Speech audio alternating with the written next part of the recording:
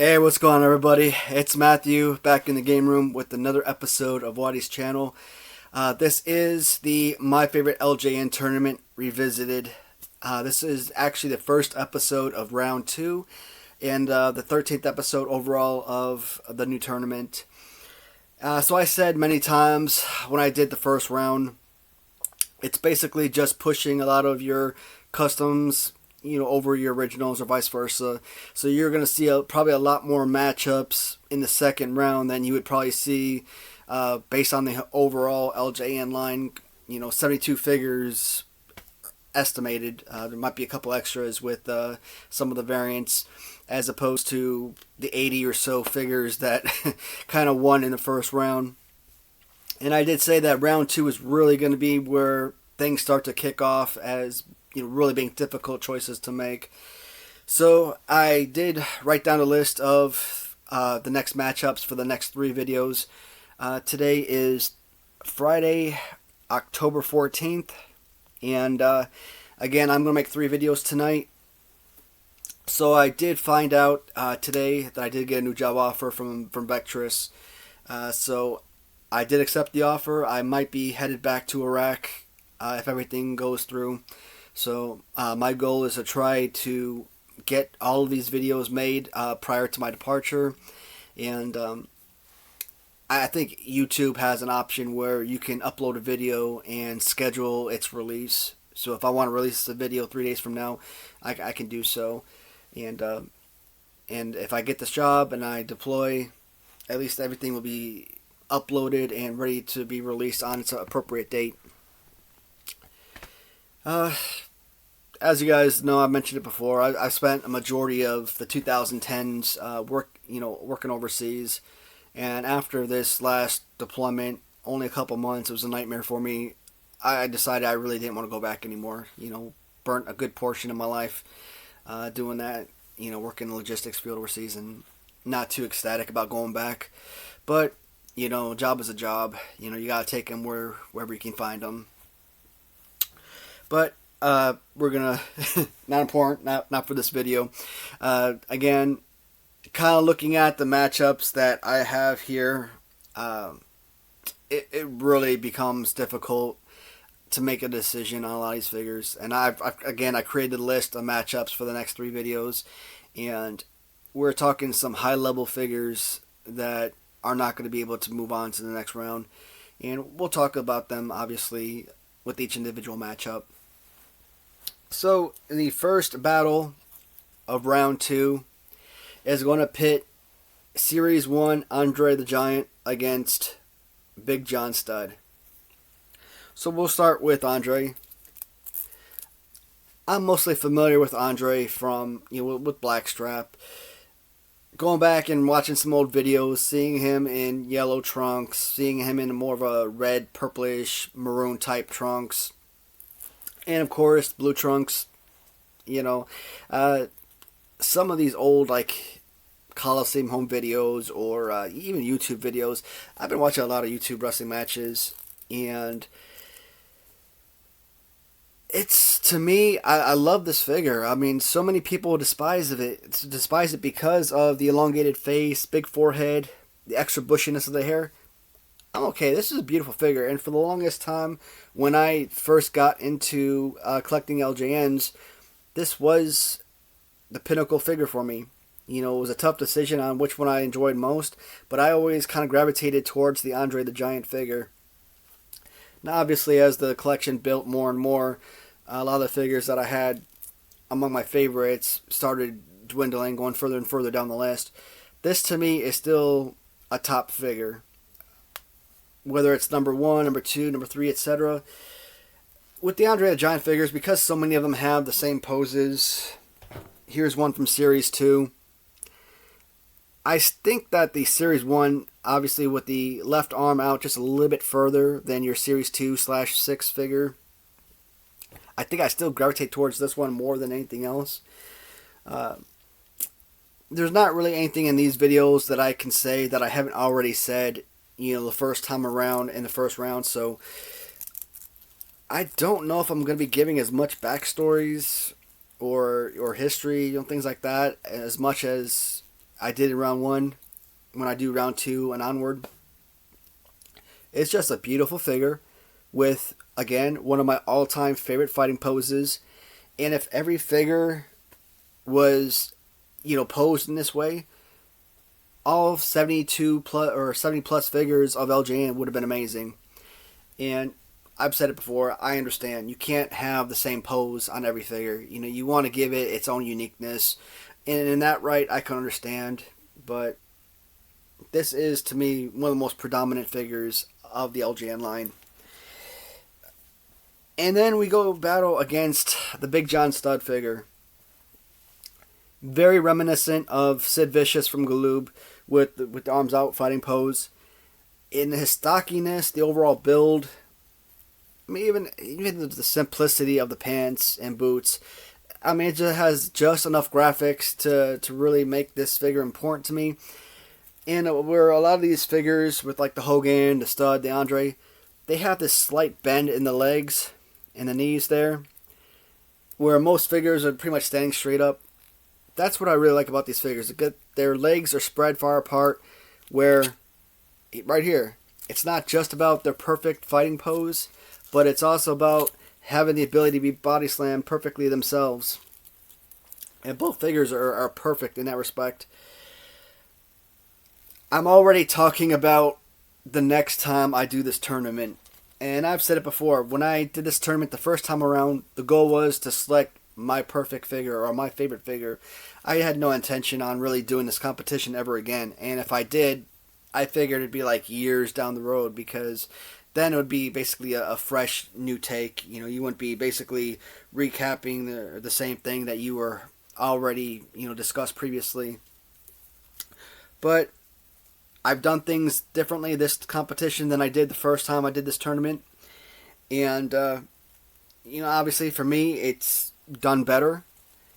But I'm already thinking about the third time I want to do this tournament. And I think maybe I might omit doing customs. The other thing I kind of threw out was writing all the names and putting them into a hat or a bowl or something, and kind of picking them out that way.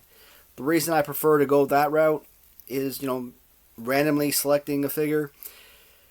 When I'm going off of figures on the shelf as they're displayed, these are both high-level figures that should go 3, 4, 5, 6 rounds or more.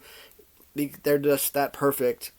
But when you're basically pushing one of the great figures out after just 2 rounds, it's demoralizing, because you know that both of these figures belong to continue on in this competition.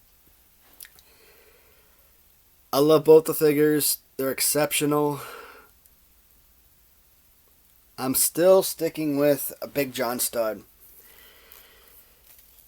Big John Studd, just an exceptional figure. Great weight to it. Fantastic fighting pose.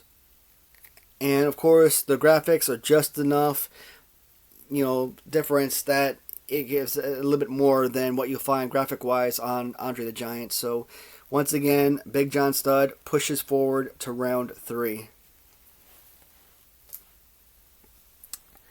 The next battle is going to feature another couple absolute favorites. I almost put the hat on the wrong character. It's going to feature Hulk Hogan versus Nikolai Volkov. And you know what? Let me pause right here for a moment.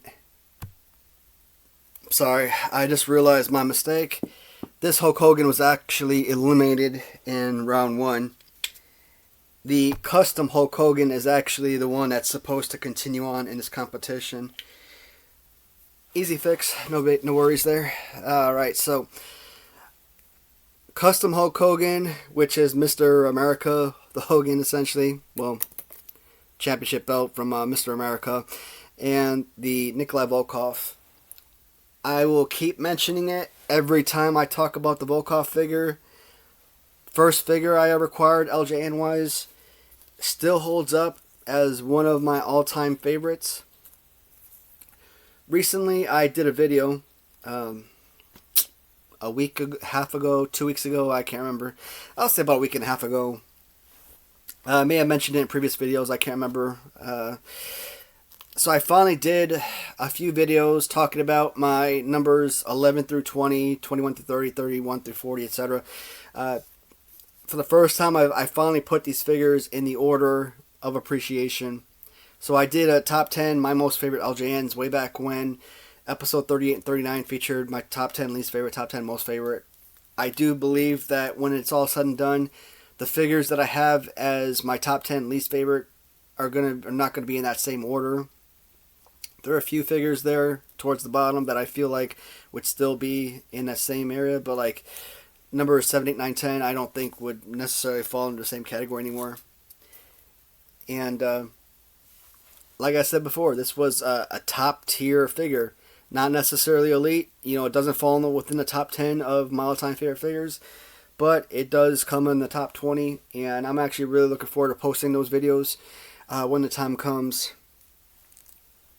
So 2 absolutely amazing figures with 2 of my absolute favorite poses. Are they 1 and 2? Probably not, but they're still up there. The only downside talking about a Nikolai Volkov is the way that his arms are just not excessively small, but they're really pushed up in there, kind of like a Billy Jack Haynes figure. With the pose, the way it sits, it's a great figure to wrap a championship belt around the arms. You don't necessarily have to have that Jesse Ventura or Demolition type fighting pose. It definitely works. And of course, an amazing accessory, which not many figures have. You know, less than a dozen and a half figures come with actual removable accessories. Hulk Hogan is right up there with Stud and Andre the Giant with having my best fighting pose. And I think the Hulk Hogan figure might actually have, in my opinion, the greatest LJN wrestling fighting pose. And this figure is so incredibly unique. I just love the color scheme of this figure overall. They kind of like use like that American made type Hogan from Series 5 as fighting pose wise. And, you know, again, they don't build another shirt on top of the skin. They just paint it over the skin. And that's perfectly fine. This is still an absolute beauty. Do I covet an original Volkov more than a custom Hogan? You know how much I love originality. But again, you're taking 2 beautiful figures, but you can't top Hogan, not this early in the competition. And like I said, if you weren't doing customs and you were just going off of originality, just the original LJN figures, you would have had Andre versus Stud in round 1, and then you would have seen Stud versus Hogan in round 2. Instead, you're going to see Hogan and Stud square off in round 3, which again sucks.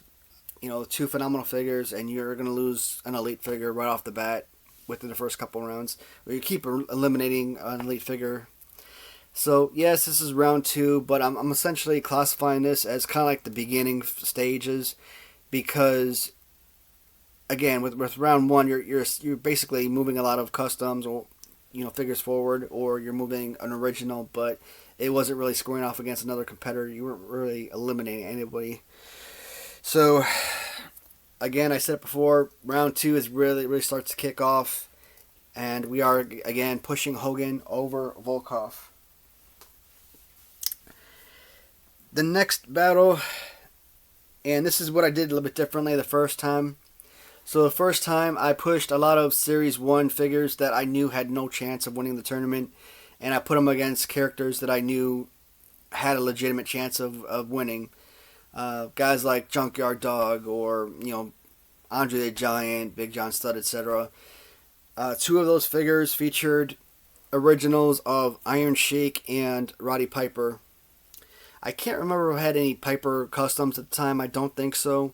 So it would have been an original Piper versus Junkyard Dog, for example, or Nikolai Volkov, something like that. But because I had the custom Sheik versus the original and custom Roddy Piper versus original, I chose the original Sheik over its custom. I chose a custom Piper over basically all the other customs and original. Display-wise, these are 2 beautiful figures. fighting pose wise, they're two of my least favorite figures.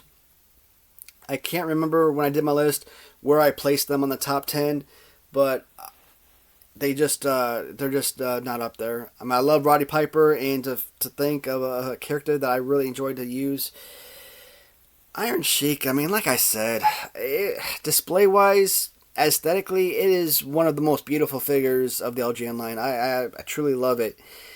You know, everything with the elf boots, the design of the pants. Again, fighting pose, it's adequate. You know, you can still raise your arm up a little bit to do a punch, and you kind of do like this little, I don't know what you would call it, but kind of grab him by the back, kind of toss him over, or, you know, I don't have names for a lot of these moves. So they recently came out with this type of figure with random treasures, some kind of masked figure, the masked wrestler. I don't know if that was his name. So I did see the masked wrestler in a YouTube video squaring off against Hulk Hogan. Not super impressive. Decent looking figure on Random Treasures website, but again, when I look at that figure, all I see is, you know, the Iron Sheik figure. So I really can't get enjoyment from it as much as I would if it had a different pose. In this battle, I don't really think there's much of a comparison or much of a battle to be said. Roddy Piper can do so many more things that Iron Sheik cannot do. You know, he could throw a decent punch, he can give you a good, solid clothesline. Both can give you a good DDT. I mean, I think Piper is just overall a better figure, you know, play-wise. And I still love the black shirt with the bold hot rod embroidery, emblem, whatever you want to call it. Yeah, Roddy Piper over Iron Sheik. I don't think there was really much to say for those two figures. Hopefully you guys back at home that watch these videos would agree that Piper is a deserving figure. I don't think either figure really deserves to move on to a third round. I know right off the bat that neither one of those have a chance of winning this tournament, but at least it gives those fans of a Piper to give an extra opportunity to see him in a third round. Based on who he squares off against, could he move on to round 4? Possibly. Do I see him in round 5, round 6? Maybe not. Again, it's all based on luck of the draw, but we'll see what happens in round 3, who he squares off against. Most likely, we'll see him against Hogan, so that pretty much says it all right there. Next battle is going to feature two great figures. So it's going to be Andre number 2 taking on the Sir Max-a-Lot version of the Mega Maniac Brutus Beefcake. So, again, we already have one Andre in competition. Technically 2 Andres with the black strap. Do I want to move another Andre forward and basically eliminate a Brutus Beefcake figure that is highly deserving to remain in this competition? Brutus Beefcake in general, not the greatest figure fighting-wise. I mean, it's a decent figure.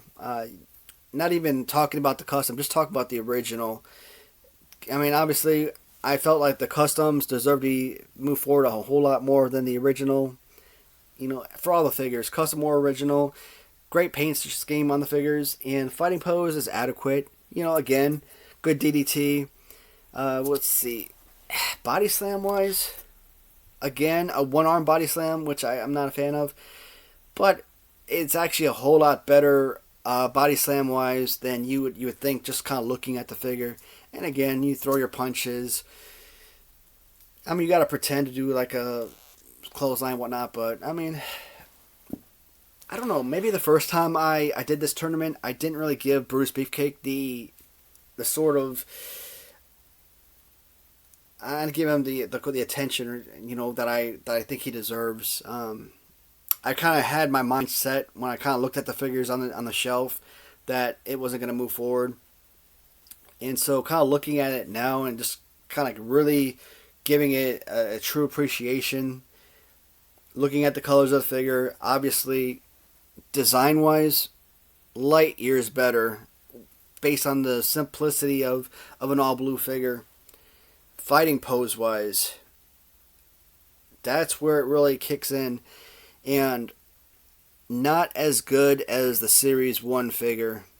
By no means. Again, Series 1 has the left arm stretch out just a little bit more to make it a little bit better figure. What I was talking about before with the bent knees, it gives you that nice legs spread apart pose where you can easily be body slammed yourself. Like I'm talking about, like the legs straight up like that. Nice back up, back straight. You can still do a decent body slam with figures like this, but again, it doesn't give you that perfection that you'd like to actually use these figures as a kid. And in display wise, Andre, he's still a tall figure. He is a giant after all, so you still got to kind of like lean him back or forward or what have you. A figure like this and Greg Valentine, again, another couple figures that you gotta kind of lean forward because they are, excessively tall in comparison to some of the others. Apollo Orndorff is another good figure. I really didn't think when I brought this down I'd have as much of a struggle to choose my wrestler. I was really leaning towards Andre, but just kind of like sitting here and talking about the figures. And when I really spend the time and really gloss over each individual figure, it really gives me the opportunity to make a really solid, ethical choice, and not just, going from the heart being, hey, I like Andre better, and so he's my answer. Again, because I currently have I take it back. I only have one Andre in competition, as Andre number 1 was already eliminated. But I do have another Andre still in competition. I don't have another Brutus Beefcake in competition. Would that make a difference?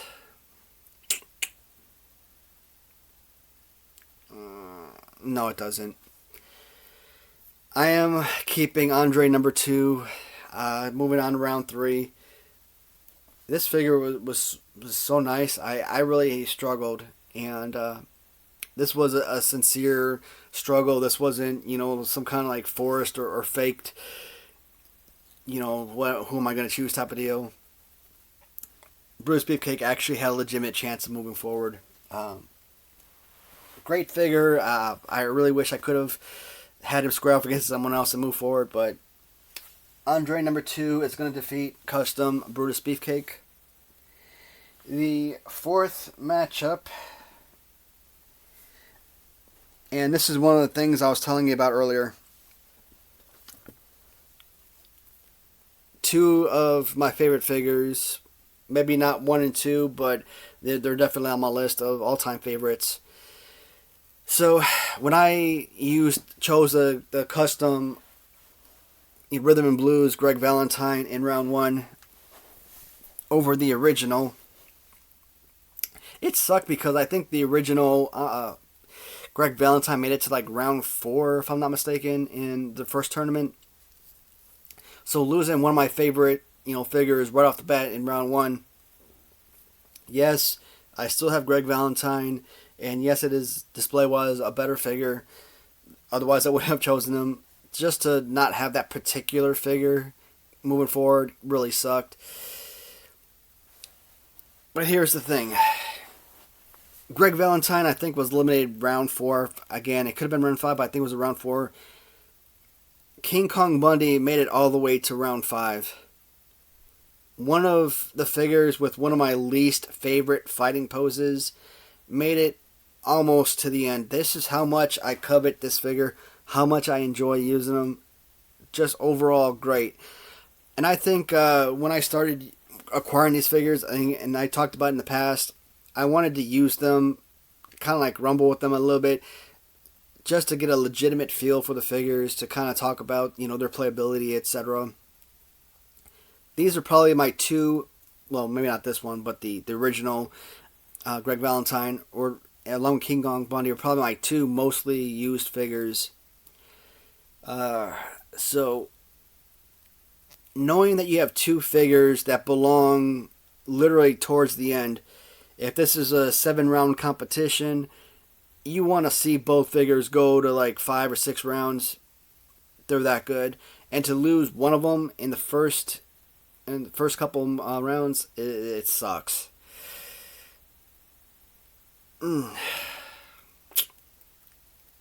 It's all about how you have them situated on your shelf. And again, this is where I talk about, names out of a hat. You could have potentially had these two be the very first guys battle in the first round, but if you chose, names out of a hat randomly. But King Kong Bundy. I love the figures with the added weight. Design-wise, don't like the arms out like that, but it's not like a Lex Luger where his arms are literally, right next to his side like so. At least he has his arms out enough to the point where you could throw a punch, you could still do a good DDT, and you're not really body slamming anyone, but you're like doing a little pretend body slam. So I don't know. I love the figure. Do I value this more than Greg Valentine? More importantly, do I value it more than a custom Greg Valentine with an absolutely amazing design? So I talked about, like the Barry Windham and Sid Vicious from Galoob. If those were the only two Galoob figures you had, you'd be perfect because they were two of the best, fighting pose figures. And this is what I'm talking about. This right here. With that fighting pose, Greg Valentine has one of the greatest body slam poses. Clothesline punches. His legs are again, they're a decent amount spread apart, so he could be body slammed relatively easily.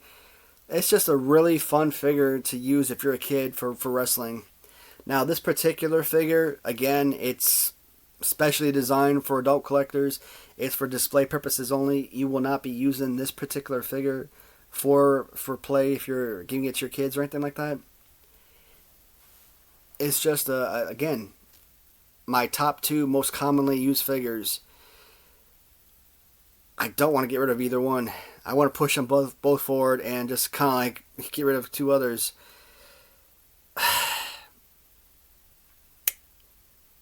Greg Valentine defeats King Kong Bundy. That's terrible. Again, this was a 5th rounder the first time I did my tournament. And what's different now compared to the first time I did the tournament, obviously I didn't have as many customs.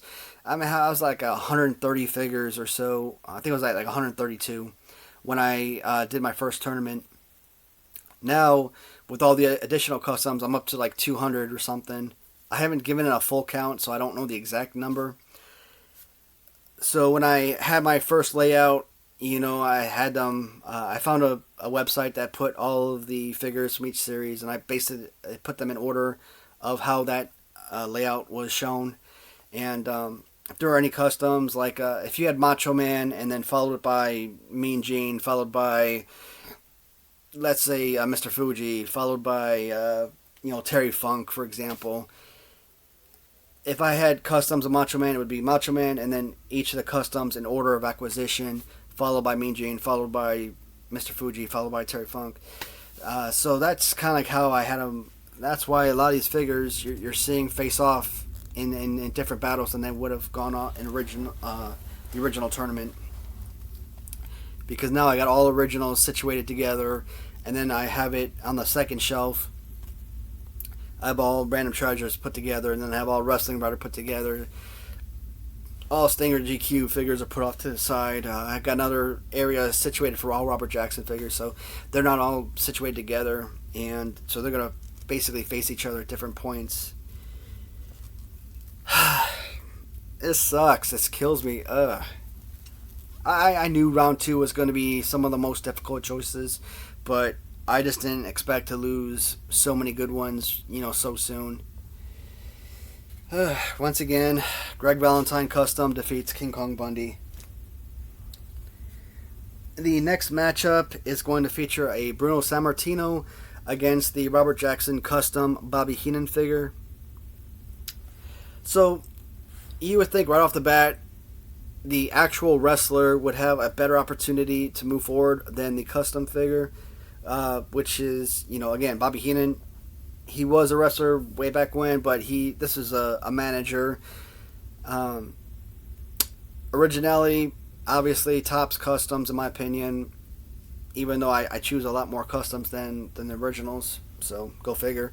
Uh, the fact that it's a manager going against a wrestler, again, you would think the wrestler has the leg up. Fighting pose wise, Bobby Heenan is a much better figure. And what do I talk about? I talk about body slam pose. Does he have the best pose? No. Maybe Bruno Sammartino isn't exactly the best figure to use for body slamming purposes, even though he does have those legs spread apart, bent at the knee. He's got this really weird hands down pose, one open, one closed. I don't like it. So Dustin Rhodes from Galoob would be a good example of this type of pose. And a lot of Galoob figures you see with like this arms spread way out with legs kind of the back bent, knees spread and bent. It's just weird. I don't want to spend too much time on this one because I kind of feel like I already have my choice made as I brought them to the camera. Good figure. He gets a lot of use, but the Robert Jackson custom Bobby Heenan manager figure is going to push forward to round 3. Bobby Heenan in general, this could have been the original figure. I still would have pushed this one forward. I think it's a much better figure than the Bruno Sammartino. And I was talking about, doing my top 10 favorite LJN originals. And then I talked about doing all the other videos, 10 each round, or 10 each video per video. And a lot of the managers I had were actually rating so much higher than so many of the other wrestlers. So, and again, it's a good figure. It's just not great. Bobby Heenan defeats Bruno Sammartino. The last matchup for this video, and this is a tough one. So it's going to be a custom Corporal Kirchner from Wrestling Writer versus Freddie Blassie. Again, an actual wrestler squaring off against the manager. The first time I did this tournament, Freddie Blassie was a dark horse in the tournament. And I said that because for a manager, he has, among managers, the absolute greatest fighting pose. In fact, fighting pose-wise, this is a top 15 figure, in my opinion. Obviously, with the overall design, with all red and yellow, it's just maybe not the best looking, but again, he has that sort of S.D. Jones type fighting pose.